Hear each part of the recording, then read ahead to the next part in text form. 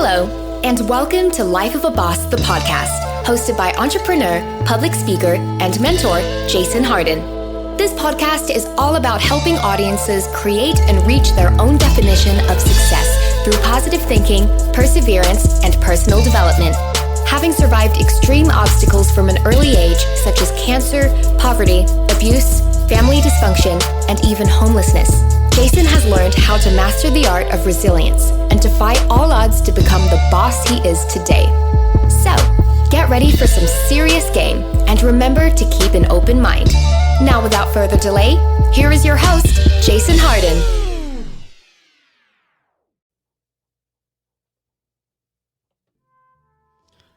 Yo, welcome back to another wonderful episode of Life of a Boss, the podcast. I am your host, Jason Hardin, and as always, I am grateful to be here. Today, I am going to read a letter that I got from an audience member. Like I said, we get all kind of feedback. I wish I could answer all of them on the air. Sometimes I just send them a quick message back. Sometimes I email. And sometimes I read their letter on the air. And this one was kind of interesting because I think it taps into the mindset of me, literally, and what makes me do the things I do. So let me read the question first of all. Here's the question. The question is, here's the letter. Hi, Jason. My name is Oslo. I love your segment.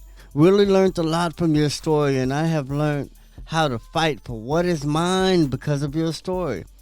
You are a fighter. How do you blend it all?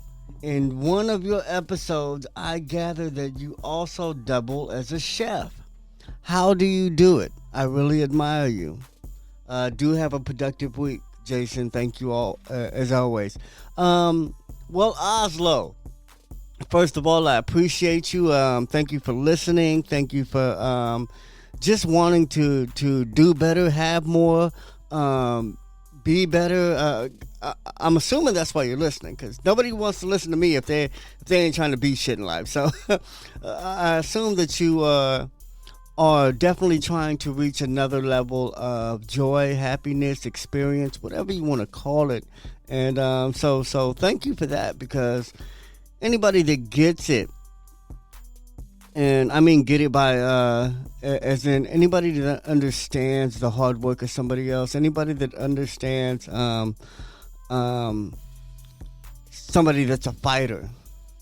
If you can identify someone who's fighting, then that's something special in you. You know what I'm saying? Like literally, if you can see somebody's effort, then you already have some type of gift, have some type of something special about you, because not everybody sees the struggle of others. Not everybody sees the growth and the process and the pain and everything that goes behind the glory. So I definitely appreciate you, Oslo, because it is a fight. You know, I'd be lying if I said that I have no bad days, that I have no worries or no obstacles or no challenges, because every day is a challenge. I think I find my success in constantly overcoming challenges. You know, I think that's the only thing that makes me successful, is that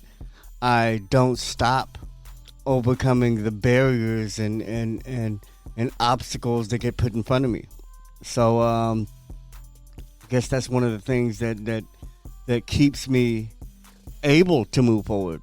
You know, I think it's almost like you can't have one without the other. You can't move forward until you knock down barriers, and you can't knock down barriers without moving forward. You know what I'm saying? So that being said, Oslo, how do I blend it? I guess you could say I do what I love. I try hard to do the things I enjoy, and eliminate doing anything I don't enjoy. Literally, I do not like doing anything I don't like to do. And that doesn't mean I'm lazy. That doesn't mean I don't like doing the work or the chores or the tedious tasks to get done. I mean, that's part of business. So I feel like I like to succeed enough to want to hold myself to a certain standard. So that means that I do like taking care of myself. I do like trying to take care of my body. I do like trying to take care of my health. I do work out. I do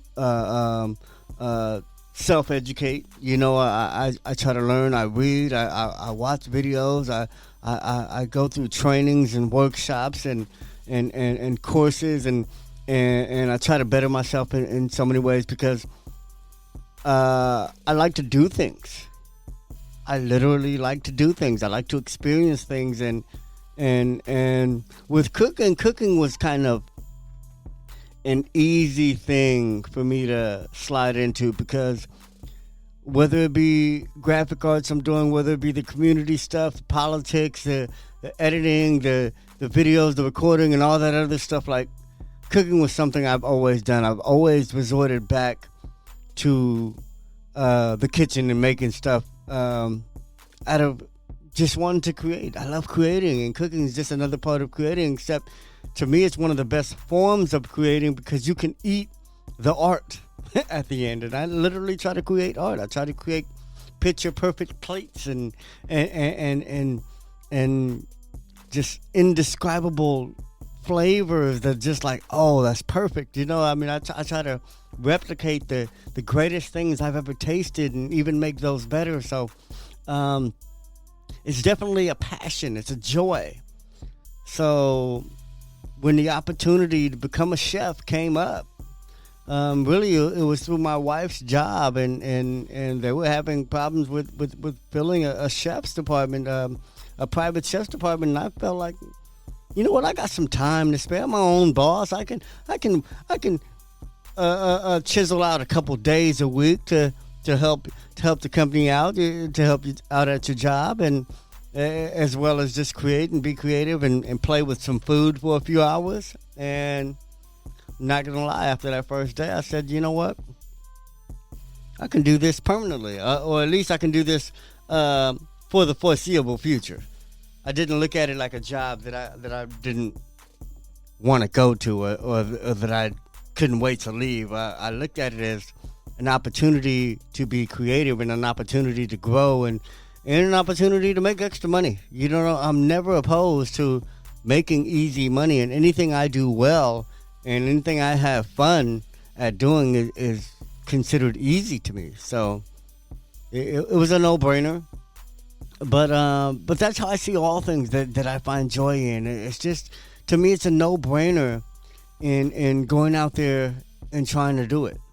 You know, if you didn't know, I ran for office twice. I ran for mayor of the city of Pasadena, California, twice, and that was, I'm not gonna say for the joy of doing it, but that was for the challenge of it. Only for the challenge of it. I mean, I know I could do a great job. I definitely know I could have done anybody the job better than anybody I was running against. But the point is that on top of that, this is the experience that I get. Win, lose, or draw. This is the experience that I'm gaining, and I appreciated that.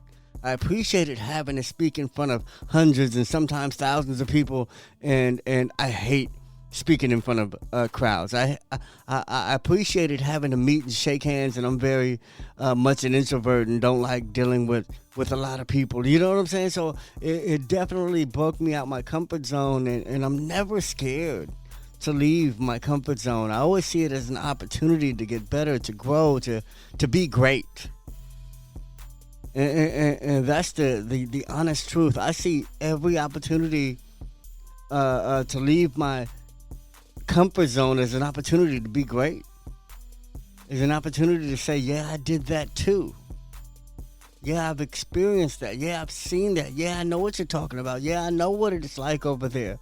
I know what that experience is. I know the feeling. I know the motion. I know what happens. You know, and I'm still here. I didn't die. I didn't. You know, I made it through it. You know, and I'm a better person for it. And I think that's how I blend all these things together because I don't see them as different things. I see them as all part of me. Everything I do, I see as part of me. Everything I do is part of who I want to be, what I want to experience, what I want to see, what I want to do. So they're not as different as it might look to anyone. You know, some people look at me and like, man, he's all over the place. But to me, it just looks like the path I'm supposed to be on.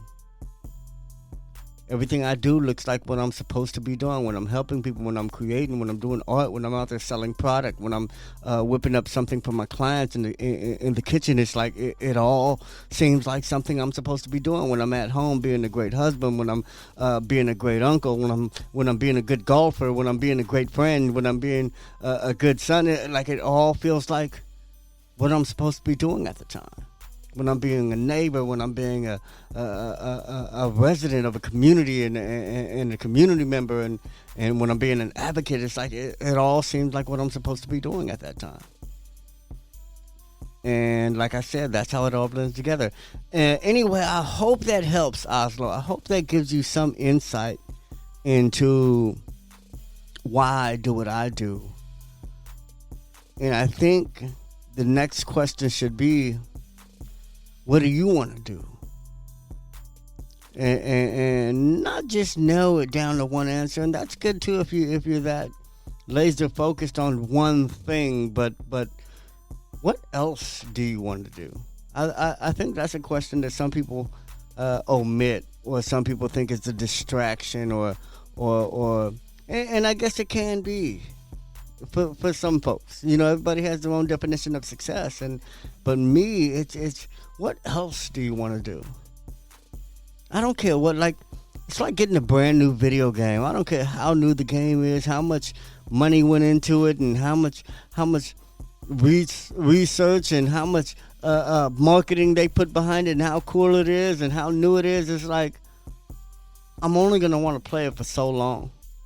You know, at the longest, I'm only going to want to play it until I beat it. And after I beat it, I don't want to play it anymore. You know, because I usually beat stuff on the hardest setting. So there's usually not much else to see after I beat a game. Meaning I'm on to the next. I want to experience something else. And this game might be Madden. The next one might be Final Fantasy. I want to experience something completely different. I want to get my mind out of that shoot 'em up, or out of that fighting mode and into something where I'm casting spells and you know, and on quests and shit, and making boots and tanning leather. You know what I'm saying? Like it's all part of who I am, and I think it's all part of who we all are. I think all of us have different sides and different moods and different feelings and different tastes, and that make us who we are. It's a combination of a bunch of different things, and I think that some of us don't pursue all the things that we enjoy or that we like or that we're drawn to because it might not look consistent with everything else. It might not look consistent with how we grew up. It might not look consistent with where we grew up. It might not look consistent with our ethnicity or our gender. You know what I'm saying? You might want to cook, and it might not look manly to cook. You know what I'm saying? You might want to fix on cars, and you're a woman, and it might not look womanly to work on cars. So sometimes you just got to do what you feel like doing, regardless. And I'm saying sometimes, but I really mean all the time. When you're at work, I hope you want to be there. I'm not going to lie. Like, if I'm in the doctor's office and he's performing surgery on me, I hope he wants to be there. I don't want nobody working on me. I don't want anybody serving my food, cooking my food, and they don't want to be there today. So even if you're at work, man, I hope you want to be there. I hope it's all part of the plan that makes you happy, that gets you closer to where you want to be. So Oslo, whatever you do, I hope you're enjoying it. I hope you're finding the joy in it, and I hope that you're finding more things that you want to do and getting them done. Because life is but so long. And you don't want to experience the same thing over and over again when you don't know what day is going to be your last. So enjoy it. Find things to do. Find new things to enjoy. If you think you've done everything you ever want to do in life, now that's a perfect time to do something else. All right. Anyway, man, I love y'all, man. Thank you for listening. To all my listeners around the world, I appreciate y'all. Keep the letters coming. Princess Poku Ansa, man, thank you for everything you do. And I know you reach a lot of people because it's because of you that I reach more people. So thank all of you for listening. Check me out at lifeofaboss.net. Connect with me on Facebook, Instagram, even TikTok. I don't tweet much, but you can connect with me on there and send me messages, send me questions, send me answers, send me stories, send me experiences. Let me know your definition of success and how you plan to live it. All right? But anyway, until next time, remember that success is a lifestyle, and I love all of y'all. Peace.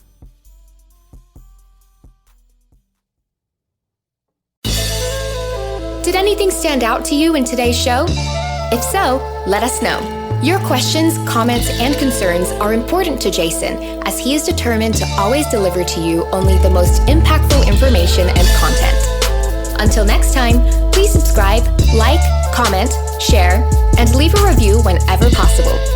You may visit lifeofaboss.net for more episodes and great resources to help you become the absolute boss that you were meant to be. You can also follow Jason on Facebook, Instagram, and Twitter at Hardway Hardin.